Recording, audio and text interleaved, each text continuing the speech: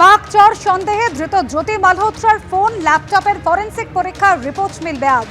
হরিয়ানার ইউটিউবারের phone laptop থেকে delete করে দেওয়া অনেক তথ্যই পুনরুদ্ধার করা গেছে। ফরেনসিক পরীক্ষার রিপোর্টে মিলতে পারে আরো বহু নতুন তথ্য, আর সেই সব তথ্য সামনে রেখে জ্যোতিকে জেরার কাজ চলবে।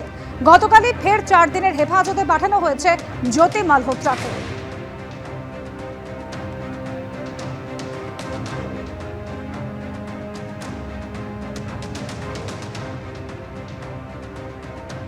তল্লাশি কিন্তু চলছে জম্মু কাশ্মীরে। টানা 2 দিন ধরে সেনা জঙ্গি গুলির লড়াই চলছে জম্মু কাশ্মীরের কিস্তওয়ারে।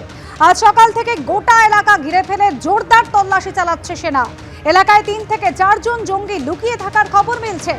পাহাড় এবং জঙ্গলের মধ্যে লুকিয়ে থাকা জঙ্গিদের খোঁজে তল্লাশি চলছে। ছাত্র এবং সিংপোরা এলাকায় গতকাল থেকে লাগাতার গুলির লড়াই চলছে, আর আজ সকাল থেকে নিরাপত্তা বাহিনীর সংখ্যা আরো বাড়ানো হয়েছে। জঙ্গিদের গুলিতে শহীদ হয়েছেন এক জওয়ান।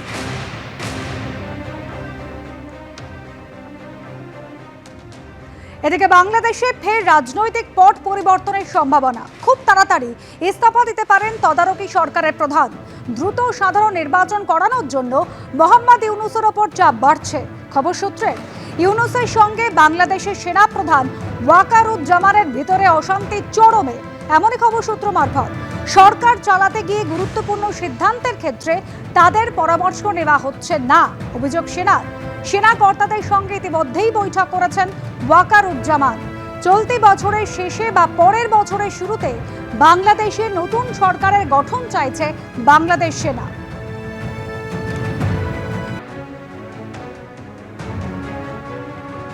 বিএসএফ এর একটি অনুষ্ঠানে এসে পাকিস্তানকে হুঁশিয়ারি দিলেন। অপারেশন সিঁদুরের সাফল্য বর্ণনা করলেন কেন্দ্রীয় স্বরাষ্ট্রমন্ত্রী। এদিকে চরবৃত্তির অভিযোগে দিল্লির সিলামপুর থেকে ধৃত মোহাম্মদ হারুনের সঙ্গে পাক দূতাবাসের বিদায়ী আধিকারিকের যোগ। দানিশের পরে উঠে এসেছে মোজাম্মেল হোসেনের নাম।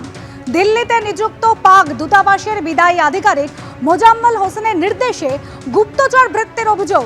আর ইতিমধ্যেই পাক দূতাবাস আধিকারিক মোজাম্মেল হোসেনকে ভারত ছাড়তে নির্দেশ দেওয়া হয়েছে। ভারতের অভ্যন্তরীণ সুরক্ষার সঙ্গে জড়িত গুরুত্বপূর্ণ তথ্য পাচারের অভিযোগ হারুনের বিরুদ্ধে। বারাণসী থেকে চরবৃত্তির অভিযোগে ধৃত তুফাইলের বিরুদ্ধে ভারতের অভ্যন্তরীণ সুরক্ষার সঙ্গে জড়িত তথ্য পাচার করার অভিযোগ সামনে আসছে।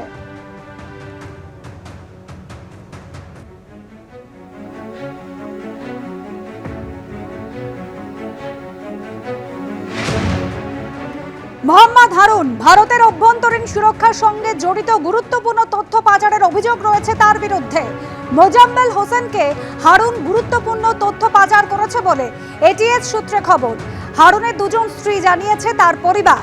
এক স্ত্রী পাকিস্তানি এবং তার সঙ্গে দেখা করতে প্রায় পাকিস্তানে যেত হারুন।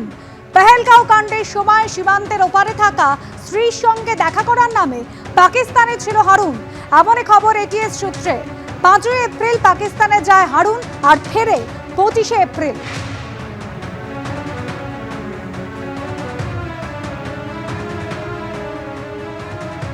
আর একজন বারাণসী থেকে চরবৃত্তির অভিযোগে ধৃত তুফাইল, তার বিরুদ্ধেও ভারতের অভ্যন্তরীণ সুরক্ষার সঙ্গে জড়িত তথ্য পাচার করার অভিযোগ সামনে আসছে। রাজঘাট, জ্ঞানবাপী মসজিদ, লালকেল্লা, একাধিক রেল স্টেশনের ছবি তুলে পাকিস্তানের নম্বরে পাঠানোর অভিযোগ তুফাইলের বিরুদ্ধে। 600টিরও বেশি পাকিস্তানি নম্বরের সঙ্গে যোগাযোগ ছিল তার। ফেসবুকে পাক সেনাকর্তা স্ত্রীর সঙ্গেও পরিচয় ছিল তুফাইলের।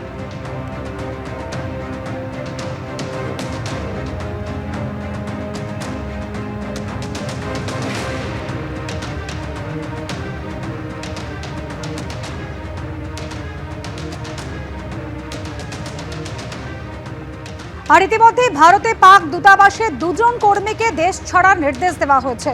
তাদের কীর্তিকলাপ তারা যে পদে রয়েছেন তার পরিপন্থী, জানাচ্ছে বিদেশ মন্ত্রক। हम लोगों ने प्रेस विज्ञप्ति जारी की थी कि हमारी जो संख्या है वहाँ 55 से घटा के हम लोग 30 ला रहे हैं, वो 30 पे ही है अभी। लेकिन आपने देखा होगा कि अभी हाल में 2